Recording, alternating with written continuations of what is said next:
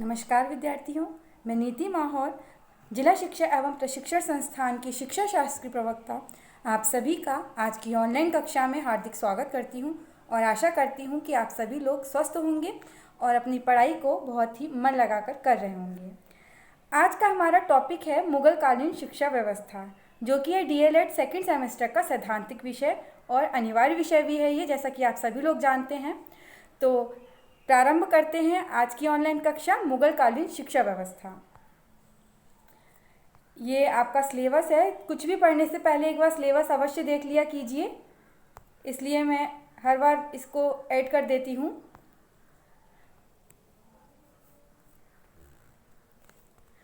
आज हम लोग इसमें पढ़ेंगे मुगलकालीन शिक्षा व्यवस्था में उसका अर्थ, मुगलकालीन शिक्षा व्यवस्था के केंद्र, उद्देश्य, विशेषताएं, स्त्री शिक्षा, व्यावसायिक शिक्षा, ललित कलाओं की शिक्षा, सैनिक शिक्षा, शिक्षा व्यवस्था, मकतब एवं मदरसे, प्रवेश की आयु, बिस्मिल्लाह खानी रस्म, पाठ्यक्रम, शिक्षण विधि, परीक्षा प्रणाली, गुरु शिष्य संबंध।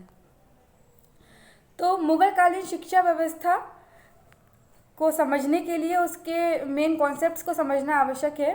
भारतीय सभ्यता, संस्कृति और यहाँ की समृद्धि हमेशा से ही विदेशी आक्रांताओं के लिए आकर्षण का केंद्र रही है। इन विदेशी शासकों के साथ इनकी परंपरा व संस्कृति का भी आगमन हुआ, जिससे तत्कालीन शिक्षा व्यवस्था भी प्रभावित हुई। भारतीय शिक्षा प्रणाली की भांति इस्लामी शिक्षा का आधार भी धर्म था। जैसे कि हम लोगों ने वैदिक कालीन शिक्षा प्रणाली पढ़ी, उसका आधार वेद था, और मध्यकालीन शिक्षा प्रणाली में बौद्ध धर्म था। तो यहाँ पे भी क्या था, यहाँ पे भी मुगलकालीन शिक्षा व्यवस्था का जो आधार था वो भी धर्म ही था। ठीक है। सभी धर्मों की तरह इस्लाम धर्म में शिक्षा का विशेष महत्व है। मोहम्मद साहब कहा करते थे कि दान में सोना देने की अपेक्षा अपने बच्चे को शिक्षा देना श्रेष्ठ है। मोहम्मद गौरी, कुतुबुद्दीन ऐबक, इल्तुतमिश, रजिया सुल्ताना, अलाउद्दीन खिलजी आदि प्रारंभिक शासकों ने यदा कदा मकतब मदरसों का निर्माण कराकर शिक्षा को प्रोत्साहन दिया। मतलब इन सभी लोगों ने, जो शासक हुए, इन्होंने बहुत सारे मकतब मदरसों का निर्माण कराया। अब मकतब क्या होते हैं, मदरसे क्या होते हैं, या हम आगे उस पर डिस्कशन करेंगे। लेकिन मुगलों की भारतीय विजय ने शिक्षा में आए ठहराव को गति दी।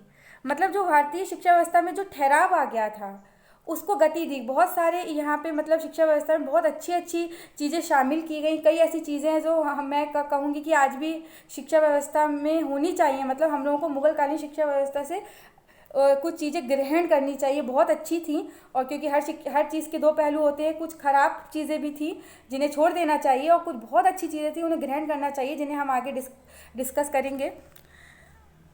बाबर से लेकर औरंगजेब तक देश के कोने कोने में शिक्षा का प्रकाश पहुंचा।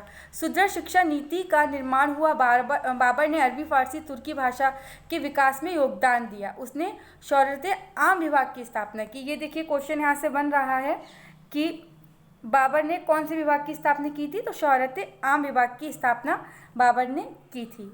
ठीक है। हुमायूं को पुस्तकालय से विशेष प्रेम था। हुमायूं के मकबरे से संबद्ध एक मदरसा भी था। ठीक है, यानी हुमायूं के पास एक पुस्तकालय था। आप लोग जानते होंगे उसी की सीढ़ियों से गिर के उनकी मृत्यु भी हुई थी। ठीक है, तो उससे हुमायूं के मकबरे से एक मतलब मदरसा भी अटैच था। अकबर के सिंहासन रूढ़ के साथ ही शिक्षा ने एक नवीन युग में प्रवेश किया। उसने आगरा को शिक्षा का मुख्य केंद्र बनाया। अब यहाँ से क्वेश्चन बन रहा है कि अकबर ने शिक्षा का मुख्य केंद्र किसे बनाया, तो आगरा को बनाया। अकबर की धार्मिक सहिष्णुता ने हिंदू व मुसलमानों को एक साथ पढ़ने की व्यवस्था की। उसने कारखानों की व्यवस्था की जहाँ प्राविधिक अर्थात व्यावसायिक प्रशिक्षण दिया जाता था। देखिए कितनी अच्छी बात है, उसने मतलब टेक्निकल जो कहना चाहिए एजुकेशन की भी व्यवस्था की थी कारखानों में। तो ये बहुत अच्छी चीज़ है कि केवल सैद्धांतिक नॉलेज ही नहीं देनी चाहिए, टेक्निकल नॉलेज भी देनी चाहिए, जिसका अकबर ने विशेष महत्व मतलब विशेष ध्यान रखा था। ठीक है। अब अगर हम मुस्लिम कालीन शिक्षा व्यवस्था के केंद्र को पढ़ें तो याद होगा आप लोगों को, मैंने बताया था बौद्धकालीन शिक्षा के केंद्र भी बताए थे, उन्हें भी याद रखिएगा। तक्षशिला, नालंदा, विक्रमशिला ये सब बताए थे। तो मुस्लिम कालीन शिक्षा के जो केंद्र थे वो कौन थे? आगरा, दिल्ली, जौनपुर, बीदर, लाहौर, अजमेर, लखनऊ, बीजापुर, गोलकुंड, मालवा, जालंधर, मुल्तान आदि। ठीक है। अब मुगलकालीन शिक्षा व्यवस्था में शिक्षा का अर्थ क्या था? मुस्लिम सभ्यता संस्कृति के अनुसार दी जाने वाली शिक्षा को ही मुस्लिम कालीन मुस्लिम शिक्षा कहा गया। यानी मुस्लिम सभ्यता और संस्कृति के अनुसार जो शिक्षा दी जाती थी उसी को क्या कहा गया, मुस्लिम शिक्षा। अब भाई ये तो स्वाभाविक सी बात है, वैदिक शिक्षा जब थी, वैदिक काल जब था तब वेदों पे आधारित थी, बौद्ध काल में जो थी वो बौद्ध धर्म पे आधारित थी, तो मुस्लिम काल में भी भाई जो शिक्षा होगी वो मुस्लिम सभ्यता के ही अकॉर्डिंग होगी। इसमें कोई मतलब अनुचित बात नहीं है, स्वाभाविक बात ही है। अब हम अगर बात करें कि मुस्लिम कालीन शिक्षा व्यवस्था, मुस्लिम कालीन शिक्षा के क्या उद्देश्य थे, ठीक है, तो देखिए एक बात और यहाँ गौर करने वाली है, मुस्लिम कालीन शिक्षा या मध्यकालीन शिक्षा एक ही बात है, ठीक है। तो मध्यकालीन शिक्षा का प्रमुख लक्ष्य इस्लाम धर्म व संस्कृति का प्रचार प्रसार करना था। तो बौद्ध धर्म का भी यही था, बौद्धकालीन शिक्षा का भी यही था, बौद्ध धर्म का प्रचार प्रसार करना, ठीक है। वे अपने धर्म के प्रचार को सवाब मानते थे, यानी बहुत ही पुण्य का काम मानते थे। उनका विश्वास था कि धर्म का प्रचार करने वाला ही गाजी होता है। मुस्लिम शासकों ने शिक्षा को धर्म प्रचार का साधन माना ताकि सामान्य जनता मुस्लिम कानूनों, सिद्धांतों, प्रथाओं के बारे में जान सके, ठीक है। आगे बढ़ते हैं। सांसारिक या भौतिक ऐश्वर्य की प्राप्ति।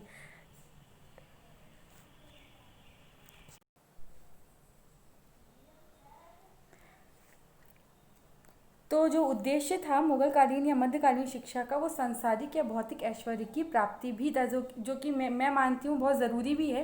केवल आध्यात्मिकता का विकास करना या मोक्ष की प्राप्ति के लिए तैयार करना ये सब भी ज़रूरी है, लेकिन सांसारिक या और भौतिक ऐश्वर्य की प्राप्ति के लिए भी मतलब जो उद्देश्य है वो होना चाहिए, क्योंकि वो भी जब हमें संसार में रहना है तो ये सब चीज़ें भी बहुत ज़रूरी हैं, ठीक है। इन लोगों का मानना था जीवन में सुख सुविधा प्राप्त करने के लिए पढ़ना लिखना बेहद ज़रूरी है।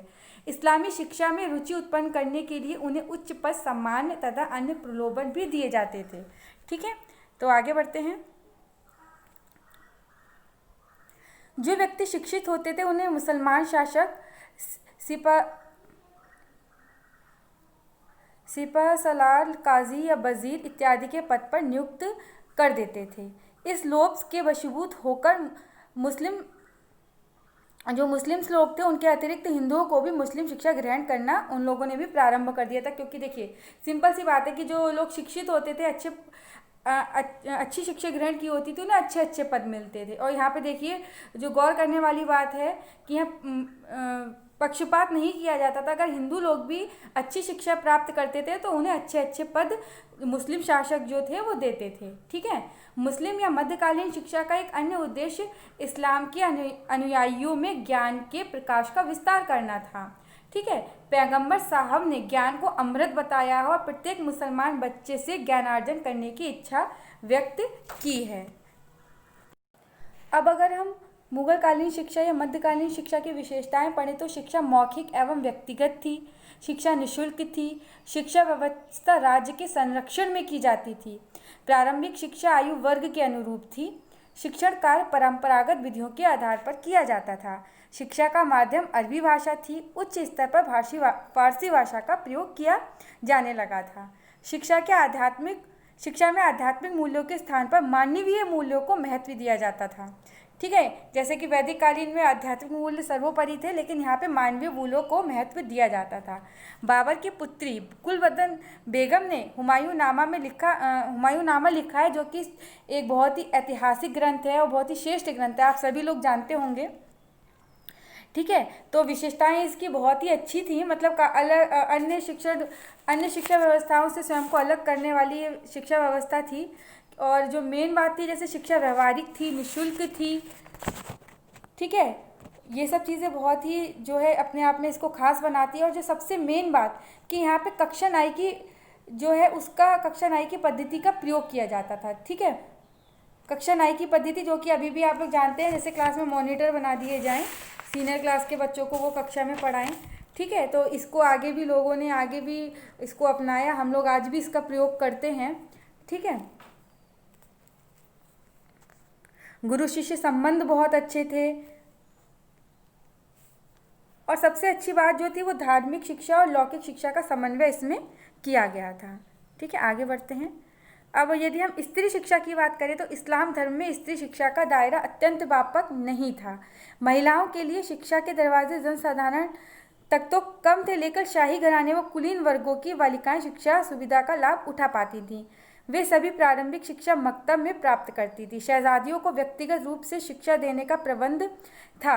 व्यक्तिगत शिक्षा का ही परिणाम था कि भारतीय इतिहास को रजिया सुल्तान, गुलबदन बेगम, जहां आरा जमका जैसी विदेशी महिलाएं प्राप्त हो सकी। ठीक है, यानी स्त्री शिक्षा थी लेकिन सभी के लिए सर्वसुलभ नहीं थी। ठीक है, जो कुलीन जो महिलाएं थी उनके लिए तो देखिए घर उनके महल में ही उनके टीचर आ जाते थे, और जो मध्यवर्गीय थी वो जो कुछ महिलाओं ने अपने अलग से ही भी जो थे शिक्षा व्यवस्था के जैसे बोल सकते हैं मदरसे वगैरह घर पे ही खोल लिए थे, उनमें चले जाती थी। लेकिन जो मतलब गरीब घर की लड़कियां थी उनको पढ़ने का इतना अवसर प्राप्त नहीं हो पाता था। लेकिन फिर भी स्त्री शिक्षा को महत्व तो दिया ही गया था मध्यकालीन शिक्षा में। व्यावसायिक शिक्षा की बात करें तो मुस्लिम काल में शिक्षा को उत्पादक समझा गया। इसी दृष्टिकोण से छात्रों को ललित, हस्तकला, चित्रकला, आभूषण, रथ बनाने का काम आदि को पाठ्यक्रम का अभिन्न अंग बनाया गया। ठीक है, यानी व्यावसायिक शिक्षा को यहाँ पे बहुत अधिक महत्व दिया गया था। ठीक है, तो व्यावसायिक शिक्षा में सैनिक शिक्षा, चिकित्सीय शिक्षा, हस्तकलाओं की शिक्षा, ललित कलाओं की शिक्षा दी जाती थी। फिर से मैं एक बार बता दे रही हूँ, व्यावसायिक शिक्षा में सैनिक शिक्षा, चिकित्सीय शिक्षा, हस्तकलाओं की शिक्षा, ललित कलाओं की शिक्षा दी जाती थी।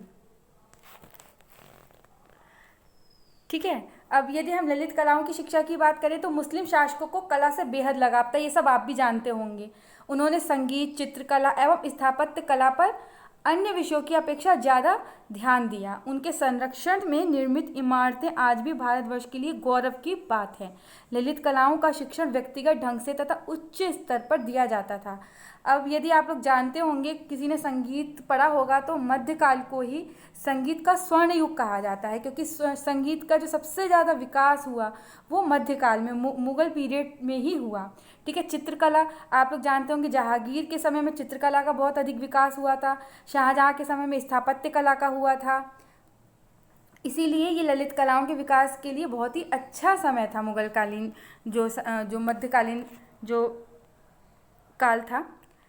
सैनिक शिक्षा, इस युग में चूंकि शिक्षा का अन्य लक्ष्य शासन का सुदृढ़ीकरण करना था, इसलिए छात्रों को अश्वारोहण, भाला, तीर, तलवार चलाना, दुर्ग का डेरा डालना आदि विषय सैनिक शिक्षा के पाठ्यक्रम में शामिल थे, जो कि मेरे अनुसार बहुत ठीक भी थे, क्योंकि जो शिक्षा होनी चाहिए वो मतलब ऐसी होनी चाहिए जो हमारी आवश्यकताओं की पूर्ति करे।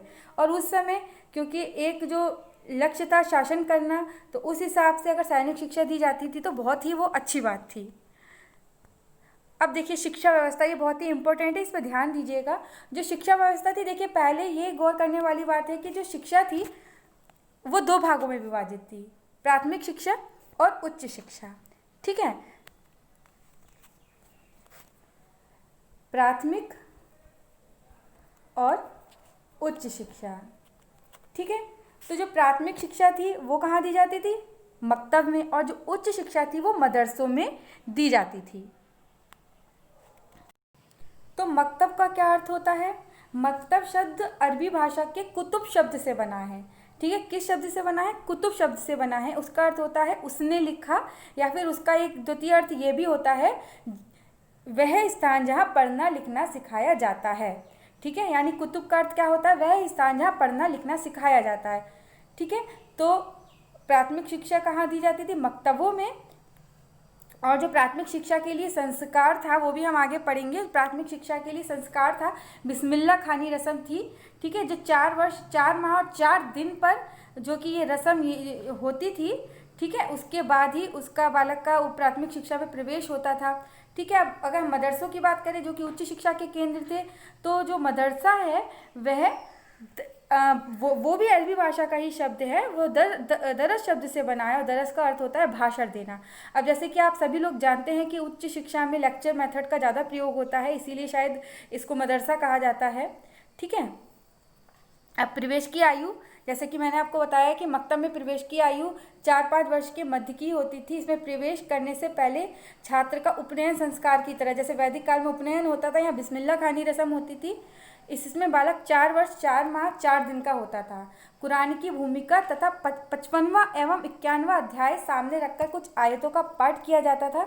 बालक उनको दोहराता था। यदि वह ठीक से नहीं दोहरा पाता था तो बिस्मिल्लाह कह देने से ही मतलब पर्याप्त समझा जाता था। केवल बिस्मिल्लाह अगर बालक कह देता था तब भी उसकी शिक्षा को क्या कर दिया जाता था, प्रारंभ कर दिया जाता था, प्रारंभिक शिक्षा को। ठीक है। पाठ्यक्रम की बात करें, अगर हम पहले प्राथमिक शिक्षा की बात करें मक्तब की, तो मक्तब में दी जाने वाली शिक्षा का पाठ्यक्रम बच्चों की आयु वर्ग के अनुसार था। प्रारंभ में बच्चों को तब पढ़ना लिखना गणना मतलब पढ़ना लिखना गणना करना, जैसे कि मैंने आपको बताया भी था, फिर से बता दे रही हूँ, 3R की शिक्षा थी यहाँ पे, रीडिंग राइटिंग एंड अर्थमेटिक, यानी पढ़ना लिखना और साधारण गणित, अंक गणित का ज्ञान बच्चों को कराया जाता था। ठीक है। और मैंने बताया था 3H की शिक्षा किसने दी थी, आप कमेंट बॉक्स में बताइएगा। 3R की शिक्षा तो मुगल कालीन शिक्षा व्यवस्था का की विशेषता हो गई, लेकिन 3H की शिक्षा का समर्थन किसने किया था, कमेंट बॉक्स में आप बताइएगा 3H की शिक्षा का समर्थन किसने किया था और 3H की शिक्षा का अर्थ क्या है। ठीक है। तो प्राथमिक शिक्षा में बच्चों को 3H की शिक्षा दी जाती थी, यानी लिखना पढ़ना और गणना करना सिखाया जाता था। ठीक है। और साहित्य में धार्मिक ग्रंथ कुरान का अध्ययन करना सिखाया जाता था। नैतिक शिक्षा देने के लिए गुलिस्ता एवं वोस्ता, इसको याद रखिएगा, गुलिस्ता एवं वोस्ता समझाकर पढ़ाए जाते थे। इसके अतिरिक्त पैगंबरों की कथाएं, मुस्लिम फकीरों की कहानियां तथा फारसी कवियों की कविताओं का ज्ञान कराया जाता था। साथ ही व्यवहारिक जीवन के लिए उपयोगी बातों का ज्ञान भी कराया जाता था। ठीक है। तो मेन इसमें इतना ही ध्यान रखिएगा कि प्राथमिक शिक्षा में 3R की शिक्षा प्रदान की। अब अगर उच्च शिक्षा की बात करें, फिर से मैं बता दे रही हूँ, उच्च शिक्षा कहाँ दी जाती थी, मदरसे में दी जाती थी। और प्राथमिक शिक्षा कहाँ दी जाती थी, कहाँ दी जाती थी बताइए, मकतब में दी जाती थी। ठीक है। और उच्च शिक्षा मदरसों में दी जाती। तो उच्च शिक्षा की बात करें तो उच्च शिक्षा की संस्थाएं मदरसे थे। बालक अपनी प्राथमिक शिक्षा या प्रारंभिक शिक्षा समाप्त करने के पश्चात उच्च शिक्षा ग्रहण करने के लिए मदरसे में प्रवेश करता था। उसे प्रवेश के समय कोई संस्कार मतलब उच्च शिक्षा के लिए कोई संस्कार नहीं था, जैसे कि उसमें वैदिक में भी था, बौद्ध में भी था, लेकिन यहाँ पर उच्च शिक्षा के लिए कोई भी संस्कार नहीं था। देखिए, वैदिक कालीन शिक्षा में प्रारंभिक शिक्षा के लिए कौन सा संस्कार था, विद्यारंभ या चूड़ाकर्म संस्कार था। बौद्ध कालीन में भी था और यहाँ पर भी था। उच्च शिक्षा में बौद्ध कालीन में था, वैदिक में भी था, लेकिन यहाँ पर नहीं था। ठीक है। इस बात को ध्यान रखिएगा। उच्च शिक्षा के केंद्र संपूर्ण देश में बिखरे हुए थे, ये मैंने आपको बता ही दिया है।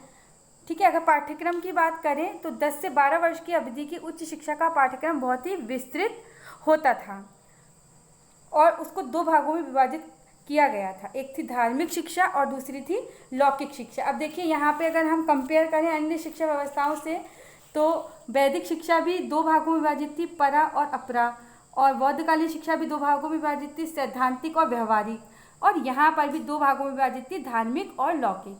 ठीक है। धार्मिक शिक्षा के अंतर्गत छात्र को कुरान की आयतें कंठस्थ करनी पड़ती थी, उनका सूक्ष्म एवं आलोचनात्मक अध्ययन करना पड़ता था। इसके अतिरिक्त उसे सूफी सिद्धांतों एवं इस्लामी इतिहास, कानूनों, सिद्धांतों और परंपराओं का अध्ययन करना होता था। लौकिक शिक्षा के अंतर्गत छात्र को निम्नलिखित विषयों की शिक्षा दी जाती थी। कौन कौन से, अरबी, फारसी भाषाओं के साहित्य एवं व्याकरण, कृषि, गणित, भूगोल, कानून, ज्योतिष, अर्थशास्त्र, नीतिशास्त्र, यूनानी चिकित्सा आदि। ठीक है। तो जो प्राथमिक शिक्षा थी उसमें तो हमें 3R की शिक्षा दी जाती थी शिक्षा व्यवस्था में, और उच्च शिक्षा व्यवस्था में धार्मिक और लौकिक पाठ्यक्रम को शामिल किया गया था। अब शिक्षण विधि कैसी थी, देखिए शिक्षण विधि बहुत इसमें इम्पोर्टेंट है, ध्यान रखिएगा कि प्राथमिक शिक्षा मौखिक दी जाती थी।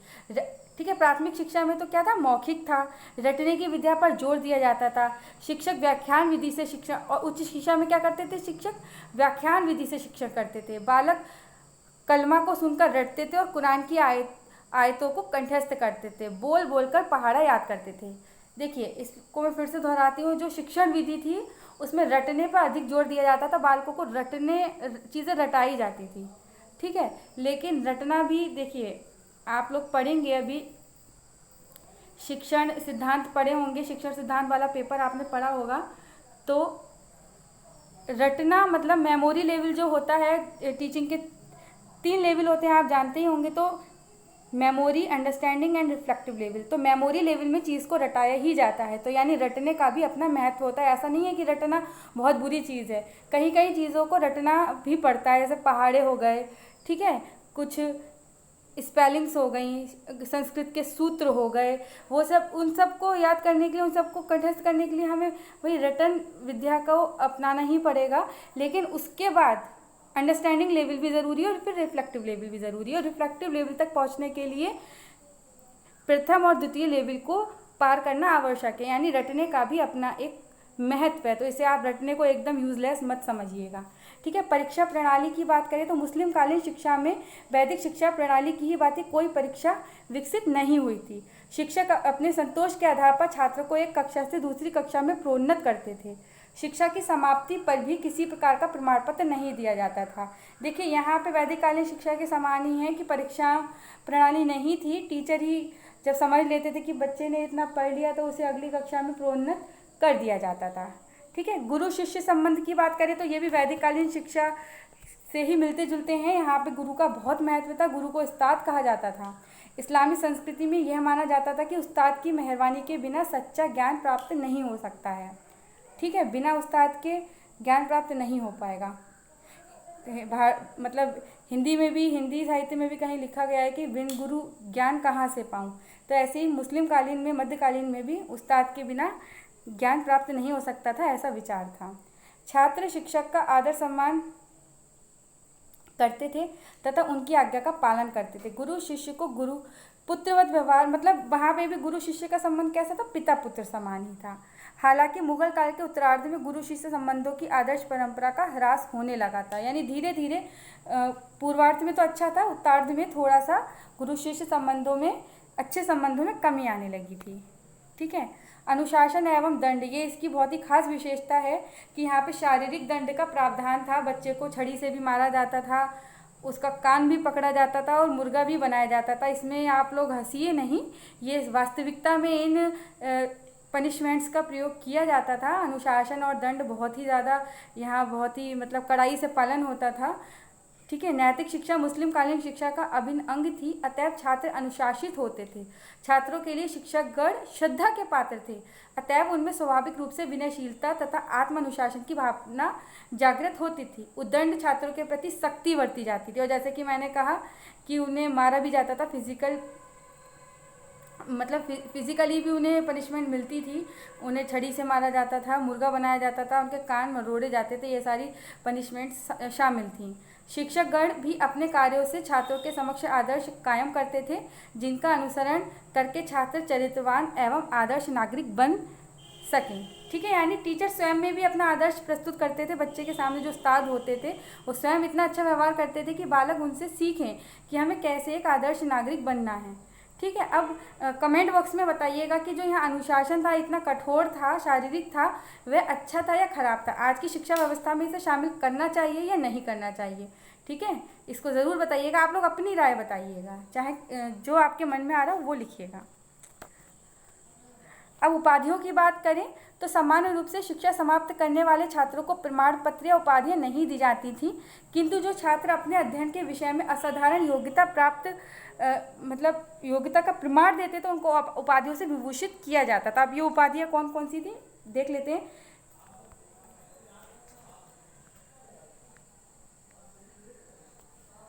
साहित्य के छात्रों को काबिल कहते थे, यानी जो साहित्य में पारंगत हो जाता था उसे काबिल कहते थे।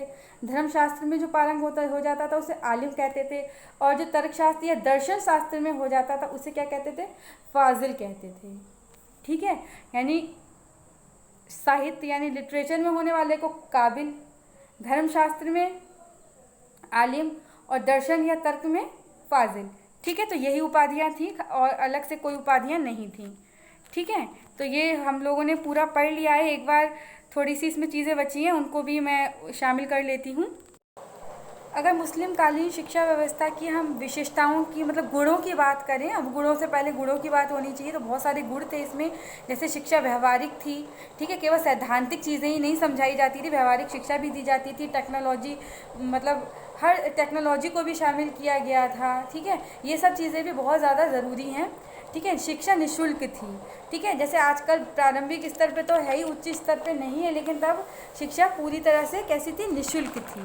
ठीक है, अगर आगे हम बात, जो कक्षा 9 की पद्धति थी वो बहुत अच्छी थी, जिसका आज भी प्रयोग किया जाता है। मॉनिटोरियल जो सिस्टम था बहुत अच्छा था, मतलब शिक्षकों की कमी को भी उसके द्वारा पूरा किया जा सकता है। जो बड़े क्लास के जो अच्छे बच्चे होते हैं उनसे ही छोटे क्लास के बच्चे को पढ़वा लेना, इसी को कक्षा 9 की पद्धति कहा गया है। ठीक है, और व्यक्तिगत संपर्क था गुरु शिष्य का, यानी उस्ताद और जो चेला उनका होता था, गुरु और शिष्य होता था, उनका व्यक्तिगत संपर्क होता था। आज के समय में इतना नहीं हो पाता है। ठीक है, लेकिन उस समय कैसा था, व्यक्तिगत संपर्क था। ठीक है, शिक्षक की स्थिति बहुत अच्छी थी। ठीक है, जैसा कि मैंने बताया कि शारीरिक दंड का प्रावधान था, तो भाई जब शिक्षक की स्थिति अच्छी थी तभी था। आज के समय में अगर शारीरिक दंड का प्रयोग शिक्षक करता है तो क्या होता है, ये आप सभी लोग जानते हैं। ठीक है, और गुरु शिष्य संबंध बहुत अच्छे थे, गुरु को बहुत ही महत्वपूर्ण दर्जा दिया गया था, गुरु शिष्य संबंध बहुत ही अच्छे थे। शिक्षा की अनिवार्यता थी। देखिए यहाँ शिक्षा को बहुत ही, जो मुस्लिम कालीन शिक्षा व्यवस्था थी, हम कह सकते हैं मुस्लिम धर्म है, उसमें शिक्षा को बहुत ही महत्व दिया गया है। जो इस्लाम धर्म के प्रवर्तक थे मोहम्मद साहब जी, उन्होंने ज्ञानार्जन को न केवल आवश्यक कर्तव्य माना है, अपितु वह ज्ञान को अमर तत्व प्रदान करने वाला मानते थे। यानी हम ज्ञानी होकर हम मतलब ज़्यादा पढ़ाई लिखाई करके अमर हो सकते हैं, ऐसा उनका मानना था, जो कि मेरे हिसाब से बिल्कुल ठीक है। यदि हमें कोई अमर बनाता है तो वो शिक्षा ही बनाती है। इसलिए मोहम्मद साहब ने शिक्षा को बहुत ही महत्व दिया, ज्ञान को बहुत ही महत्व दिया कि ज्ञान के द्वारा हम अमर हो सकते हैं। बिल्कुल सत्य बात है। ठीक है, इस प्रकार मुस्लिम काल में शिक्षा को जीवन के लिए अनिवार्य समझा जाता था। अनिवार्य मतलब ऐच्छिक नहीं थी, अनिवार्य अंग समझा जाता था। ठीक है, मुस्लिम्स द्वारा शिक्षा को व्यक्ति के जीवन के लिए 3 मुख्य कारकों द्वारा अनिवार्य माना जाता था। वो 3 कार्य कौन कौन से थे? कुरान शरीफ में ज्ञान प्राप्त करना प्रत्येक व्यक्ति, कुरान शरीफ में मतलब कुरान शरीफ का ज्ञान प्राप्त करना प्रत्येक व्यक्ति का कर्तव्य माना जाता था। यानी पहला क्या हो गया, कुरान शरीफ का ज्ञान प्राप्त करना प्रत्येक व्यक्ति का क्या था, कर्तव्य माना जाता था। मुसलमानों द्वारा मोहम्मद साहब के इस कथन में विश्वास किया जाता है कि जो छात्र ज्ञान की खोज करता है उसे जो ईश्वर है वो स्वर्ग में स्थान प्रदान करता है, यानी जो अल्लाह है वो जन्नत में स्थान देता है। ठीक है, शब्दों का अंतर है, आप लोग इसे अपने शब्दों में बोल सकते हैं कि जो अल्लाह है वो जन्नत में स्थान देता है। किसको? जो छात्र ज्ञान की खोज करता है उसे अल्लाह जन्नत में स्थान देता है। और तीसरा जो था वो था, इस्लाम धर्म में कहा गया है कि जो मनुष्य ज्ञान प्राप्त करता है वह धार्मिक कार्य करता है, जो ज्ञान की बात करता है वह अल्लाह की तारीफ करता है या ईश्वर की प्रशंसा करता है, और जो ज्ञान की खोज करता है वह ईश्वर की उपासना करता है, यानी खुदा की इबादत करता है। ठीक है, तो खुद ही आप लोग देख लीजिए कि इस शिक्षा व्यवस्था में ज्ञान को कितना ज़्यादा महत्वपूर्ण माना गया है। मतलब ये शिक्षा व्यवस्था एक तरह से कह सकते हैं कि धार्मिक थी, धार्मिकता पे आधारित थी, लेकिन ऐसा नहीं है कि यहाँ पे ज्ञान को महत्वपूर्ण नहीं माना गया था। ज्ञान को बहुत ही अधिक महत्वपूर्ण माना गया था, पढ़ाई लिखाई को बहुत ही महत्वपूर्ण स्थान दिया गया था। ठीक है, और यहाँ पे जो एक बहुत ही महत्वपूर्ण बात थी वह थी साहित्य और इतिहास का विकास यहाँ बहुत ज़्यादा हुआ। जैसे कि मैंने आपको बताया कि संगीत का तो स्वर्णकाल कहा ही जाता था, स्थापत्य कला चित्रकला का भी बहुत अधिक विकास हुआ था। मुगल जो मुस्लिम शिक्षा व्यवस्था थी उसमें, और जो सबसे अच्छी बात थी वो थी धार्मिक और लौकिक शिक्षा का समन्वय था। केवल ना तो धार्मिक शिक्षा ही दी जाती थी, ना ही केवल लौकिक शिक्षा दी जाती थी, दोनों का समन्वय था। कला कौशलों की भी बहुत ज़्यादा उन्नति हुई। देखिए कितने सारे कला कौशल सिखाए जाते थे, मैंने अभी आपको पहले भी बताया, मूर्ति कला, लेखन, नृत्य, चित्रकला, संगीत, बागवानी, ये सब। ठीक है, अब अगर हम बात करें कि आज की शिक्षा व्यवस्था में हम इसमें से कौन कौन से जो तत्व हैं वो ले सकते हैं। ठीक है, बहुत सारे तत्व हैं जो हम लोग ले सकते हैं, बहुत अच्छे हैं, लेने चाहिए। पहला है व्यवहारिक शिक्षा। शिक्षा कैसी थी? व्यवहारिक थी, जो कि हम लोगों को आज इससे ग्रहण करना चाहिए। हम लोगों की शिक्षा सैद्धांतिक हो गई है। ठीक है, केवल मतलब सैद्धांतिक शिक्षा का कोई महत्व नहीं है, मेरे अनुसार तो कोई महत्व नहीं है, व्यवहारिक शिक्षा का ही महत्व है। ठीक है, उसके अलावा देखिए शिक्षा निःशुल्क थी। आज के समय में केवल प्राथमिक शिक्षा निःशुल्क है, लेकिन मुगलकालीन शिक्षा व्यवस्था में, मुस्लिम शिक्षा व्यवस्था में उच्च शिक्षा भी निःशुल्क थी, जो कि बहुत अच्छी बात है। ठीक है। उच्च शिक्षा भी निःशुल्क होनी चाहिए। व्यक्तिगत संपर्क था, शिक्षक और छात्र क्योंकि साथ साथ रहते थे इसलिए उनका व्यक्तिगत संपर्क हो रहता था, लेकिन आज के समय में इतना नहीं है। बस स्कूल टाइम में ही हम लोग स्कूल में रहते हैं, बाकी समय में घर में रहते हैं, तो इतना ज़्यादा संपर्क नहीं हो पाता है। शिक्षक की स्थिति बहुत अच्छी थी, ठीक है। तो जो कि हमें आज भी ग्रहण करना चाहिए तत्व। शिक्षक की स्थिति कैसी है आप स्वयं ही जानते हैं। अब आप लोग भी शिक्षक बनने वाले हैं, तब आप लोग और भी इस बात से परिचित हो जाएंगे, ठीक है। तो मेरे हिसाब से ये तत्व भी हम लोग को ग्रहण करना चाहिए। शिक्षक की स्थिति को बहुत अच्छा बनाना चाहिए हमारी वर्तमान शिक्षा व्यवस्था में भी। धार्मिक और लौकिक शिक्षा का जो समन्वय था उसको भी लेना चाहिए, ठीक है। अब गुण की बात भी हो गई, हमें क्या क्या इससे तत्व लेने चाहिए उनकी बात भी हो गई। अब क्या क्या अवगुण थे कि देखिए कोई भी चीज़ होती है तो उसमें अवगुण तो होते ही हैं, क्योंकि हर सिक्के के दो पहलू हैं। अपने आप में कोई भी संपूर्ण नहीं होती, चाहे वो कोई व्यवस्था हो या कोई व्यक्ति हो। तो अब अवगुणों की बात भी कर लेते हैं, दोषों की बात भी कर लेते हैं मुगलकालीन शिक्षा व्यवस्था की। तो जो पहला अवगुण था वो यह था कि आर्थिक सहायता में पक्षपात, यानी कि जो हिंदू शिक्षण संस्थान थे उन्हें आर्थिक सहायता में थोड़ा सा पक्षपात किया गया था, ठीक है। जो मध्यकाल में मुसलमान बादशाहों ने शिक्षा के विकास में विशेष रुचि ली और उन्होंने अनेक मकतब और मदरसों का निर्माण कराया।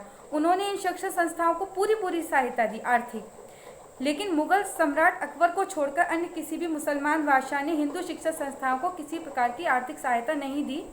देखिए अकबर ने तो बहुत ही अच्छा कार्य किया था, सभी जानते हैं, लेकिन बाकी शासकों ने थोड़ा सा पक्षपात किया था, ठीक है। तो दूसरा अवगुण जो था वो था भारत की तत्कालीन शिक्षा पर प्रहार, यानी उस समय जो शिक्षा व्यवस्था यहाँ लागू थी उस पर थोड़ा सा जो था प्रहार हुआ था, क्योंकि मध्यकाल में मुगल सम्राट अकबर को छोड़कर अन्य सभी मुसलमान बादशाह कट्टरपंथी थे। उन्होंने केवल इस्लाम धर्म एवं संस्कृति प्रधान शिक्षा की ही व्यवस्था की। तो जो प्राचीन जो शिक्षा व्यवस्था थी उस पर थोड़ा सा प्रहार हुआ था। शिक्षा का मूल उद्देश्य इस्लाम धर्म और संस्कृति का प्रचार था। तो ये तो वैदिक कालीन शिक्षा में भी था, और बौद्धकालीन में भी बौद्ध धर्म का ही प्रचार प्रसार करना। तो वो तो देखिए जो हर कोई चाहेगा हमारे धर्म का प्रचार प्रसार हो, तो इसीलिए यहाँ पर भी जो मूल उद्देश्य था वो इस्लाम धर्म और संस्कृति का प्रचार प्रसार था, ठीक है। मध्यकाल में लगभग सभी मुसलमान शिक्षकों ने इस्लाम धर्म और संस्कृति के प्रचार एवं प्रसार पर बहुत अधिक बल दिया। परिणामतः चाहे मकतब हो चाहे मदरसे, सभी में इस्लाम धर्म और संस्कृति की शिक्षा अनिवार्य रूप से दी जाती थी। यही मुस्लिम शिक्षक के जो थे, यही जो था वो मुस्लिम शिक्षा का मुख्य उद्देश्य भी था, अपने धर्म का प्रचार प्रसार करना, ठीक है। जो अन्य अवगुण था वो वह था भारतीय भाषाओं, साहित्य, धर्म और दर्शन की थोड़ी सी अवहेलना की गई थी, और जो शिक्षा का माध्यम था वो विदेशी भाषाएं था, जैसे अरबी और फारसी था। प्राथमिक का अरबी था, उच्च का फारसी था, और जो बौद्धकालीन में क्या था उनकी जो जनसाधारण की भाषा था पाली था। और वैदिक काल में भी संस्कृत था, वो भी जनभाषा नहीं थी, और यहाँ पे भी जनभाषा नहीं थी। जो अरबी फारसी थी एक तरह से तो विदेशी भाषाएं ही थी, ठीक है। और रटने पे बहुत अधिक बल दिया जाता था, समझने की अपेक्षा रटने पे अधिक बल दिया जाता था, ये भी अवगुण था। दमनात्मक अनुशासन था, ठीक है, शारीरिक दंड का प्रयोग किया जाता था। जन शिक्षा की अवहेलना की गई थी, स्पेशली अगर हम गर्ल्स की बात करें तो जो कुलीन वर्ग की थी उनको खुद पढ़ाने आ जाती थी टीचर्स। मध्य वर्ग की थी वो चली जाती थी, जो पर्सनल इंस्टीट्यूट खोल रखे थे उनमें, जो मकतब मदरसे जो पर्सनली खोल रखे थे। लेकिन जो गरीब लड़कियां थी उनको पढ़ने की ज़्यादा अच्छी व्यवस्था नहीं थी, इसलिए इससे कह सकते हैं कि स्त्री शिक्षा की थोड़ी सी अवहेलना की गई थी, ठीक है। धार्मिक व नैतिक शिक्षा का रूप थोड़ा सा संकुचित हो गया था, ठीक है।